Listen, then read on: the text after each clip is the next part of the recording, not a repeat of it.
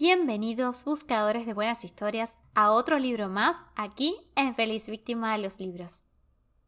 Soy Florencia y los guiaré a través de este impresionante viaje entre las páginas de Walden o La vida en los bosques, por Henry David Thoreau.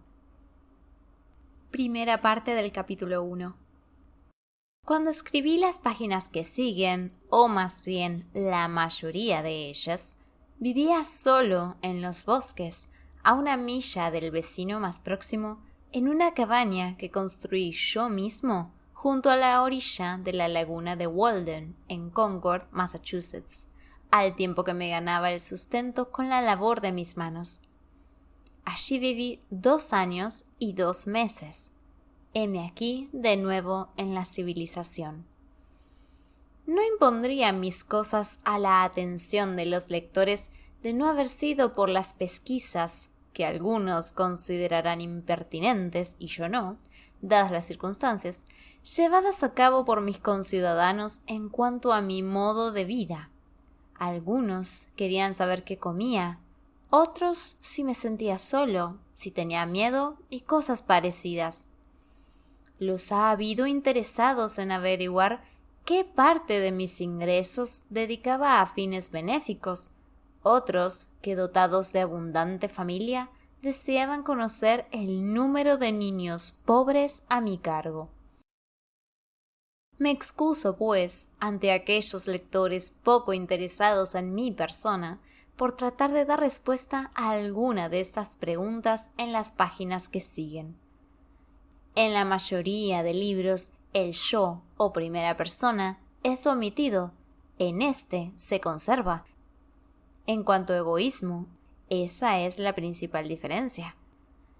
Es corriente olvidarse de que, a fin de cuentas, es siempre la primera persona la que habla. Y yo no diría tanto de mí si hubiera quien me conociera mejor. Desgraciadamente, me veo reducido a este tema por la parvedad de mi experiencia. Más aún, por mi parte, requiero de cada escritor, primero o último, un sencillo y sincero relato de su vida, y no tan solo lo que ha oído de la de otros, algo así como lo que participaría a los suyos desde tierras lejanas, pues, si ha vivido sinceramente, debe haber sido en un lugar alejado de aquí. Puede que estas páginas vayan dirigidas en particular a estudiantes pobres.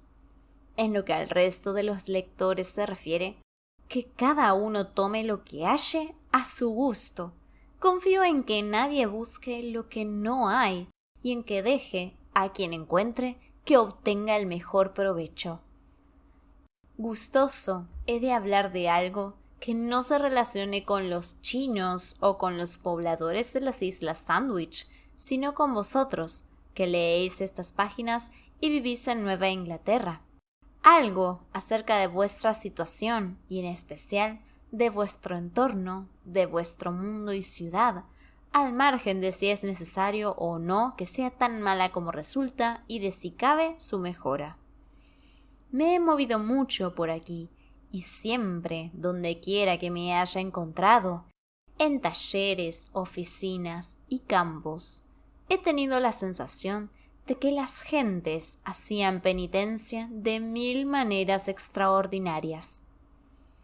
Lo que he oído acerca de los brahmanes, que sentados se exponían al calor de 4 ruegos y miraban al sol, o que se suspendían cabeza abajo sobre las llamas cuando no optaban por otear los cielos por encima del hombro hasta resultarles imposible el recuperar la posición normal, y de tal modo que por la torsión del cuello solo líquidos podían llegar a su estómago, y aún de aquellos que se encadenaban de por vida al pie de un árbol, o que, cual orugas, medían a rastras el ancho de varios imperios, si no les daba por erigirse a la pata coja en lo alto de un pilar.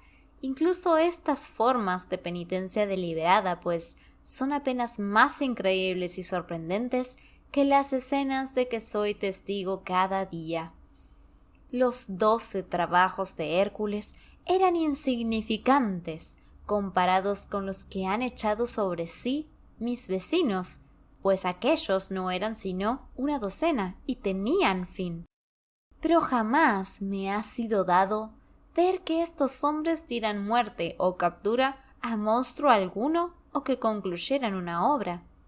No tienen un amigo como Iolas, que saje con hierro al rojo la cabeza de la hidra, a la que tan pronto le es cercenada una, surgen dos en su lugar. Veo jóvenes conciudadanos míos cuya desgracia estriba precisamente en haber heredado granjas, casas, corrales, ganado y aperos, pues es más fácil proveerse que despojarse de ellos. Más les habría valido nacer en campo abierto y ser criados por una loba para conocer así a las claras la tierra a la que habían sido llamados a trabajar. ¿Quién los hizo siervos de la gleba? ¿A qué santo comer de sus 60 acres cuando el hombre ha sido condenado solo a su porción de barro? ¿Por qué cavarse ya la fosa apenas nacidos? Tienen que dedicar su vida a sacar adelante todas estas cosas, tratando de no consumirse en el empeño. ¿Qué de pobres almas inmortales he visto sofocadas y exhaustas bajo esta carga, arrastrándose por el camino de la vida con un granero de 25 metros por 15 a cuestas, sin tiempo de limpiar, siquiera por encima, sus augianos establos y con 100 acres para labranza, siega, pastos y aún bosque? Quienes nada tienen y por no tener se hallan libres de pechar con tanto impedimento heredado, encuentran ya suficiente ardua la tarea de someter y cultivar su legado de carne. Pero el hombre trabaja bajo engaño y pronto abona la tierra con lo mejor de su persona. Por falaz destino comúnmente llamado necesidad, se ocupa en acumular tesoros, como dice un viejo libro, que la polilla y la herrumbre echarán a perder y los ladrones saquearán. Que una vida así es de necios, lo comprenderá llegado su final, si no antes. Se cuenta que Decaulión y Pirra hicieron hombres y mujeres lanzando piedras al azar por encima de sus cabezas. De ahí nuestro recio temple, hecho al dolor y a la brega, y prueba sobrada de nuestra roqueña estirpe. Sonoramente la traduce Raleigh. Y en eso acaba la obediencia ciega a un desatinado oráculo que hacía lanzar piedras sin reparar en dónde caían. La mayoría de los hombres, incluso en este país relativamente libre, se afanan tanto por los puros artificios e innecesarias labores de la vida que no les queda tiempo para cosechar sus mejores frutos. De tanto trabajar, los dedos se les han vuelto torpes y demasiado temblorosos. Realmente, el jornalero carece día tras día de respiro que dedicar a su integridad. No puede permitirse el lujo de trabar relación con los demás, porque su trabajo se despreciaría en el mercado. No le cabe otra cosa que convertirse en máquina. ¿Cómo puede recordar su ignorancia, condición que le exige su crecimiento, quien tan a menudo tiene que usar de sus conocimientos?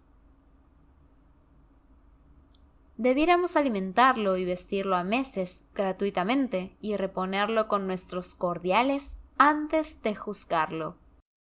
Las mejores cualidades de nuestra naturaleza, al igual que la lozanía de las frutas, solo pueden conservarse con delicadeza. Y no es esta, ciertamente, la que aplicamos a nuestras relaciones con el prójimo.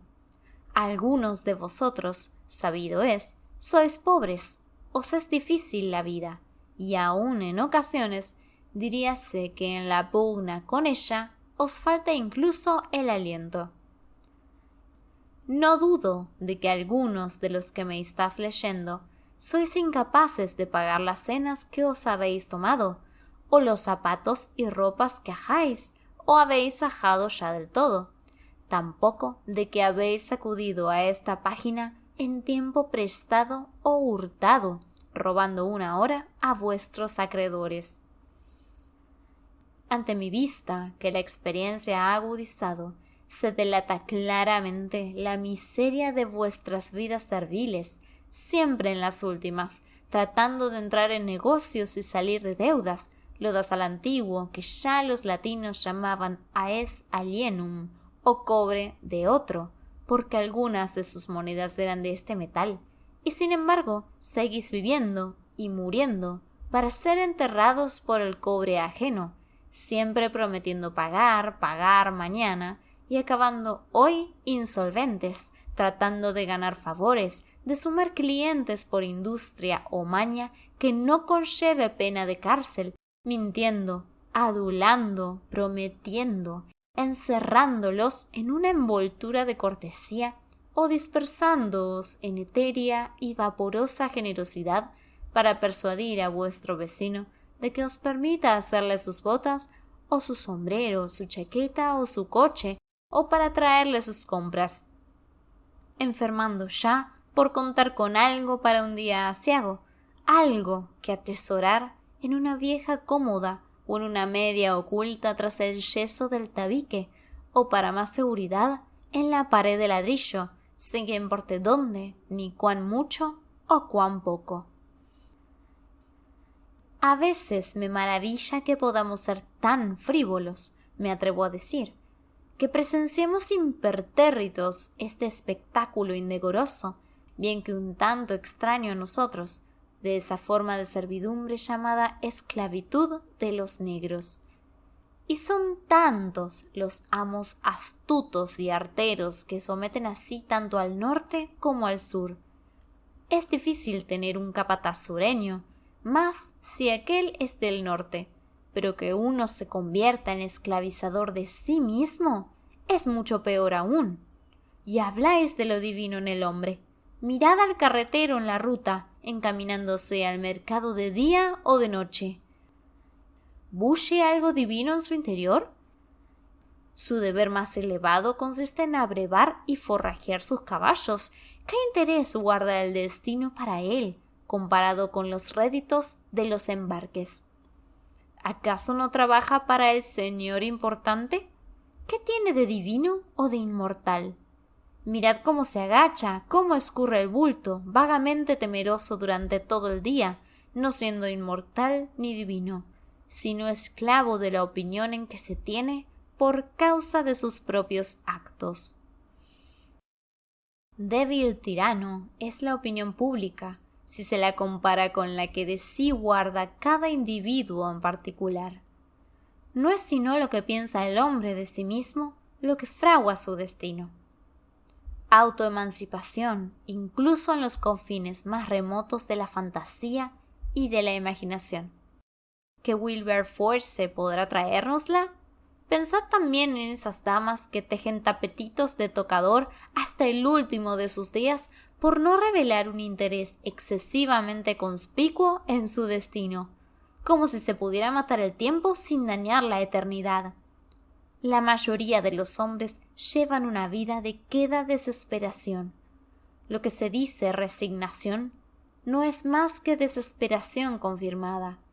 De la ciudad desesperada, huyen al campo vacío de ilusiones y han de consolarse con la bravura de los bisones y las ratas almizcleras. Hasta los llamados juegos y diversiones de la humanidad ocultan un desaliento tan constante como inconsciente. No cabe solaz en ellos, porque éste viene solo después del trabajo. Pero es señal de sabiduría no desesperar las cosas.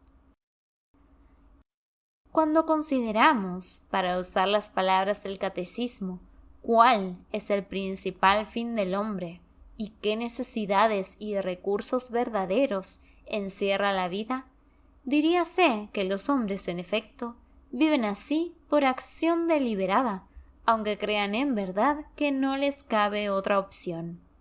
Sin embargo, los espíritus alertas y sanos recuerdan que el sol acude cada día a su cita y que nunca es demasiado tarde para librarse de los prejuicios. Ninguna forma de pensar o hacer, por antigua que sea, puede ser tomada a pies juntillas. Lo que todo el mundo celebra o admite hoy en silencio puede revelarse falso mañana, mera nube pasajera que algunos creyeron portadora de fertilizadora agua para sus cereales. Lo que los viejos declaran que no se puede hacer, el joven prueba y lo consigue. Sea pues lo inveterado para aquellos y la novedad para sus sucesores, pues verdad es que los primeros no supieron suficiente como para mantener siquiera un fuego, mientras que hoy alimentáis de leña una caldera y eos recorriendo el globo con la velocidad de las aves, y de un modo que, para usar del dicho antiguo, no soportaría una persona entrada en años. La vejez no es mejor maestra que la juventud, ni tanto así, pues es más lo que ha perdido que lo que le queda. Se podría dudar incluso de que por vivir el más sabio de los hombres haya aprendido algo de verdadero valor. Prácticamente, el viejo carece de consejos para los jóvenes tan válidos como pretende demostrar y se obliga a creer, pues sus experiencias han sido parciales y su vida, por particulares razones, un fracaso, pero puede asimismo que le quede aún algo de fe que desmienta este caudal vivido y que ahora solo sea menos joven de lo que fuera antes. Yo he vivido ya unos 30 años en este planeta y he de oír aún la primera sílaba de un consejo valioso o incluso serio de mis mayores. No me han dicho nada, y es probable que ello se deba a simple impotencia. He aquí la vida, un experimento que en su mayor parte no he abordado aún, y en nada me beneficia que otros lo hayan probado. Si poseo alguna experiencia que considero de valor, estoy seguro de que mis mentores no dijeron nada de ella. Dice un agricultor: no se puede vivir solo de hortalizas porque poco es lo que se saca de ellas para hacer hueso. Y así dedica religiosamente gran parte de su día a proporcionarle a su sistema la materia prima de aquellos, mientras habla sin cesar tras de sus bueyes que con huesos hechos de condumio vegetal tiran de él y de la pesada reja, indiferentes a los obstáculos. Hay cosas verdaderamente necesarias para la vida en determinados círculos, los más desventurados y enfermos, que en otros se consideran de lujo, y aun en unos terceros no llegan a ser objeto siquiera de conocimiento. Para algunos, el terreno todo de la vida humana parece haber sido recorrido ya por sus predecesores. Alturas, valles y vericuetos dignos de interés. Según Evelyn, el sabio Salomón reglamentó incluso la distancia que debía mediar entre los árboles, y los pretores romanos habían determinado con qué frecuencia puede uno recoger las bellotas caídas en la parcela del vecino sin violar la ley, y qué proporción de aquellas le correspondían entonces a éste. Hipócrates dictaminó a su vez la forma de cortarse las uñas, a ras de las yemas, ni más ni menos. Sin duda alguna, el tedio y el fastidio que se presume hayan agotado la variedad y goces de la vida son tan viejos como Adán.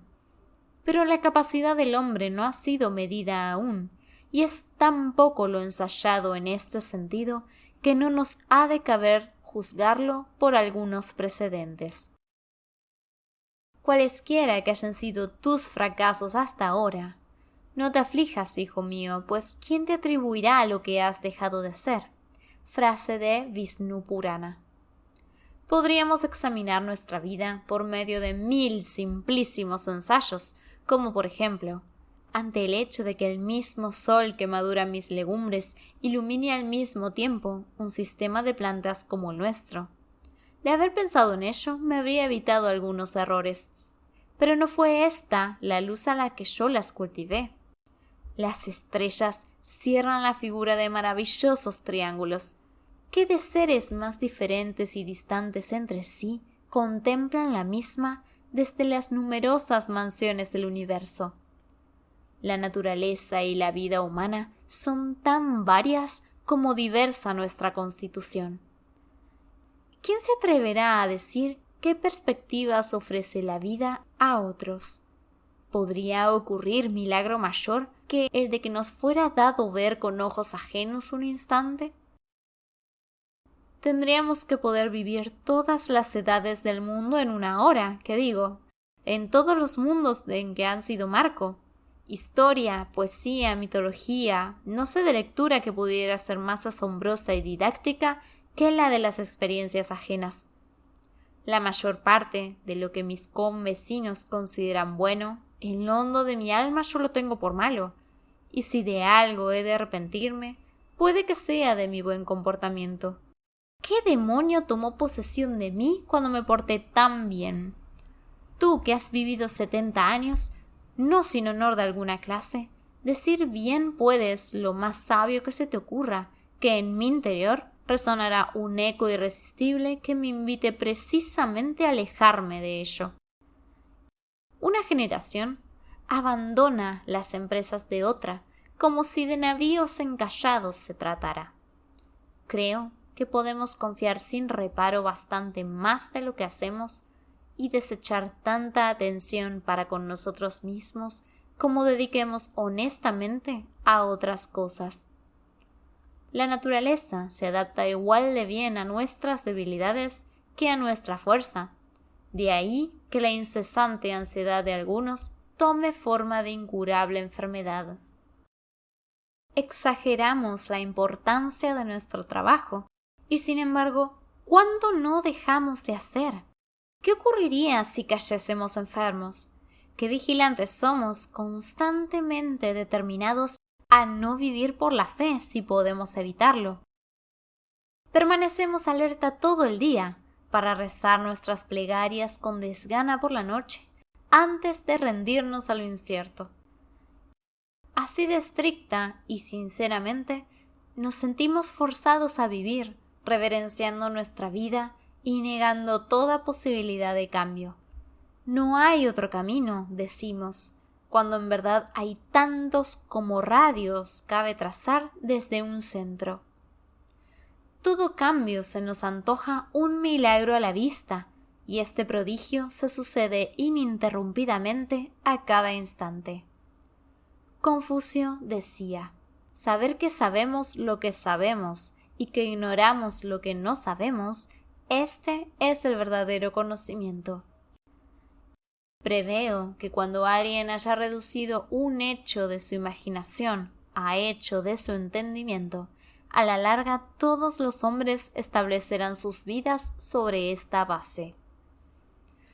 Consideremos por un momento en qué consiste la mayor parte de esa inquietud y ansiedad a que me he referido antes y en qué medida es necesario que nos veamos agobiados o por lo menos afectados por ellas. Ventajoso sería el vivir una vida primitiva y de logros cotidianos, aún inmersos en una civilización vertida hacia el exterior, aunque solo fuere para ganar conocimiento real de nuestras necesidades básicas y de los métodos aplicados a su satisfacción. No menos conveniente sería proceder al estudio de los viejos detarios mercantiles para saber qué se compraba y vendía comúnmente, qué almacenaban los puestos de comercio. En suma, cuáles eran los bienes de mayor y más perentorio consumo, pues tan es verdad que los progresos del tiempo han ejercido escasa influencia sobre las leyes que en esencia gobiernan la existencia del hombre, como que nuestro esqueleto no se distingue probablemente del de nuestros antepasados. Con las palabras necesario para la vida, me refiero a lo que, entre todo lo que el hombre obtiene con su esfuerzo, ha sido de siempre, o por causa de inveterado uso, tan importante para la vida humana que son contados quienes por salvajismo, pobreza o filosofía se atreven a prescindir de ello. En este sentido, para muchas criaturas solo hay una cosa verdaderamente necesaria: la comida, que para el bisonte de la pradera se reduce a unas cuantas briznas de hierba y al agua con que se abreva, a no ser que busque a sí mismo el cobijo del bosque o la sombra de la montaña. Alimento y refugio, he ahí las necesidades del bruto. En cuanto al hombre, en estas latitudes pueden ser distribuidas en los siguientes apartados: alimento, habitación, vestimenta y calor, pues a menos que nos hayamos provisto de estos, no estamos preparados para abordar con libertad y probabilidades de éxito los verdaderos problemas de la vida. El hombre no solo ha inventado casas, sino el vestido y la elaboración de sus alimentos, y es posible que por el descubrimiento casual del calor del fuego y luego de sus aplicaciones prácticas, originalmente un lujo, haya surgido la necesidad actual de recogerse junto a él. También los perros y los gatos, vemos, han adquirido esta segunda naturaleza. Con caza y alimento apropiados, conservamos nuestro calor interno, pero en exceso de ellos, es decir, cuando el calor en torno supera al interno, ¿acaso no nos achicharramos? El naturalista Darwin dice al respecto de los habitantes de la Tierra del Fuego, que cuando los miembros de su partida, bien vestidos y arrimados a las brasas, apenas si lograban librarse del frío, aquellos salvajes desnudos, más alejados, mostraban la piel sudorosa de tanto ardor. De igual modo, el aborigen de Australia anda desnudo sin mayor problema, mientras que el europeo se estremece entre sus ropas. ¿No sería posible combinar la resistencia física de estos salvajes con las cualidades intelectuales del hombre civilizado? Dice Liebig que el cuerpo humano es una estufa y el alimento el combustible que mantiene su fuego interno en los pulmones. Si hace frío, comemos más; cuando no, menos. Y es que el calor animal es el resultado de una combustión lenta. La enfermedad y la muerte sobrevienen cuando aquella se acelera en demasía, como se extingue el fuego por falta de combustible o por un tiro defectuoso que le ahoga. Está claro que no debe confundirse el calor vital con el fuego, valga no obstante la analogía. De lo dicho, parece desprenderse que la expresión vida animal es casi sinónimo de calor animal, pues si podemos considerar el alimento como combustible que mantiene el fuego de nuestro interior, y la leña y demás, únicamente como medio para preparar aquel o para aumentar el calor corporal a modo de aditivo externo, el cobijo y la ropa sirven a su vez para retener el calor así generado y absorbido. La gran necesidad para nuestros cuerpos consiste, pues, en conservarse en calor, en mantener esa vital combustión interna. Y qué de cuidados vertemos no solo en nuestro alimento, ropa y refugio, sino en nuestro lecho, que no es sino nuestro ropaje nocturno, robando los nidos y plumas de las aves para prepararnos aún otro cobijo dentro del refugio, como hace el topo, que dispone su yacija de hojas y hierbas en lo más hondo de su madriguera. El hombre pobre se suele quejar de que este es un mundo frío, y al frío no menos físico que social culpamos directamente de gran parte de nuestras molestias. En algunos climas, el verano hace posible una vida elisíaca. Salvo para cocinar los alimentos, el combustible es innecesario, el sol es el fuego, y son muchos los frutos que maduran con sus rayos. Los alimentos son más variados y su obtención generalmente más fácil. Y la ropa y la casa se necesitan muy poco o nada. Mi propia experiencia me hace ver que ahora, en este país, algunas cosas, un cuchillo, un hacha, una azada, una carretilla, etc. Y para el estudioso, una lámpara, recado de escribir y acceso a algunos libros cuentan junto a lo necesario y pueden ser obtenidos a precio irrisorio. No obstante, algunas personas mal avisadas se trasladan al otro lado del globo, a regiones bárbaras e insalubres, y se dedican al comercio durante 10 o 20 años para poder vivir, es decir, para poder mantenerse cómodamente en calor y al fin morir en Nueva Inglaterra. Y el caso es que los ricos no solo se conservan confortablemente abrigados, sino, en demasía, como he apuntado antes, resultan achicharrados, a la moda, claro está. La mayoría de los lujos y muchas de las llamadas comodidades de la vida no solo no son indispensables, sino obstáculo cierto para la elevación de la humanidad. En lo que se refiere a estos lujos y comodidades, la vida de los más sabios ha sido siempre más sencilla y sobria que la de los pobres. Los antiguos filósofos chinos, hindúes, persas y griegos fueron una clase de gente jamás igualada en pobreza externa y riqueza interna. No es mucho lo que sabemos de ellos, pero es notable que sepamos tanto. Igual reza para con los más modernos reformadores y bienhechores de la raza. Nadie puede ser observador imparcial y certero de la raza humana, a menos que se encuentre en la ventajosa posición de lo que deberíamos llamar pobreza voluntaria. El fruto de una vida de lujo no es otro que este, ya sea en la agricultura, en el comercio, en la literatura o en el arte. Hoy hay profesores de filosofía, pero no filósofos, y sin embargo, es admirable enseñarla, porque un tiempo no lo fue menos vivirla.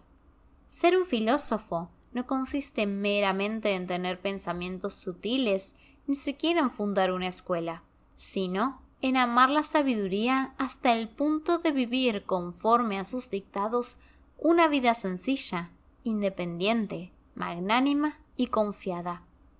Estriba en resolver algunos de los problemas de la vida, no solo desde el punto de vista teórico, sino también práctico. El éxito de los grandes eruditos y pensadores es como el de los cortesanos, distinto del que disfruta el rey y aun el hombre cabal. Aquellos se suceden en su conformismo para vivir prácticamente como lo hicieron sus padres, y no son en modo alguno progenitores de una raza más noble. ¿Pero por qué degeneran los hombres? ¿Qué hace que las familias se extingan? ¿Cuál es la naturaleza de esa abundancia que enerva y destruye las naciones? ¿Estamos seguros de que no se ha introducido ya en nuestra vida? El filósofo va por delante de su época, incluso en su forma externa de vivir. No se alimenta, cobija, viste y calienta como sus contemporáneos. ¿Cómo se puede ser filósofo sin mantener el propio calor vital por métodos mejores que los del resto de los hombres? Una vez que el hombre es calentado de las diversas formas que he descrito, ¿qué más desea? Seguramente no más de lo que ya es suyo con creces. Alimento en abundancia, mejores y más espléndidas casas, fuego incesante y más vivo, y otras cosas parecidas. Satisfechas estas necesidades, cabe otra alternativa, además de la obtención de lo superfluo: aventurarse en la vida, toda vez que ya ha dado comienzo su vacación de haceres más humildes. La tierra se revela apropiada para la semilla, puesto que ésta ha proyectado su raicilla hacia abajo y puede elevar ahora su tallo con confianza. ¿Para qué ha enraizado el hombre tan firmemente en la tierra, sino para elevarse hacia los cielos en igual medida? Pues las plantas más nobles son valoradas por el fruto que sacan al fin al aire y a la luz, lejos del suelo, y justamente no se las trata como a las comestibles más humildes, que aun siendo quizá bienales, son cultivadas solo hasta que han completado su raíz, y a menudo se las raza con este objeto, de manera que la mayoría de la gente no llega siquiera a conocerlas en flor. Lejos de mi intención el prescribir reglas a los hombres de naturaleza fuerte y valiente, capaces de cuidar sus asuntos doquiera se encuentren, y que acaso construyan y gasten con más magnificencia que los opulentos, sin empobrecerse por ello, y sin saber siquiera en qué, si en realidad hay personas tales como las que he soñado, ni tampoco aquellos que hayan ánimo e inspiración, precisamente en el estado actual de las cosas, que acarician y miman con el fervor y entusiasmo de amantes, entre los cuales yo, en cierto modo, me incluyo. Ni estoy hablando para quienes cuentan con un buen empleo en cualquier circunstancia y son conscientes de ello. Hablo, pues, para la gran masa de descontentos que se quejan ociosamente de la naturaleza de su sino y de los tiempos que corren, en vez de tratar de mejorarlos. Los hay que culpan enérgica y desconsoladamente a otros porque, dicen, cumplen con su deber. Y tengo también en mi mente a aquellos, al parecer pudientes, que en realidad pertenecen a una clase terriblemente empobrecida, que ha acumulado basura y que no sabe cómo hacer uso o deshacerse de ella, y que de esta forma ha fraguado sus propios grilletes de oro y plata. Si me atreviera a contar cómo deseaba pasar mi vida años atrás, probablemente sorprendería a algunos de mis lectores, en cierto modo, al corriente de su presente transcurrir, y sin duda asombraría a quienes ignoran todo de mí. Me limitaré a apuntar algunas de las empresas que he mimado. En cualquier circunstancia, de noche o de día, siempre he tenido ansias de mejorar el momento y de hacerlo plenamente mío, de detenerme en la encrucijada de dos eternidades, el pasado y el futuro, que es precisamente el presente, y vivirlo al máximo.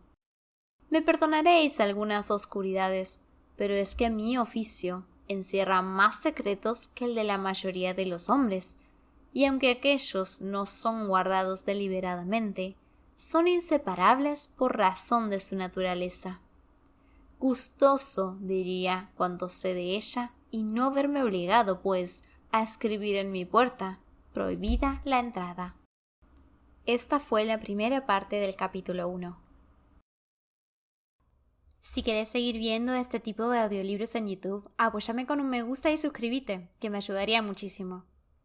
Seguinos también en Instagram, donde subimos contenido diario relacionado.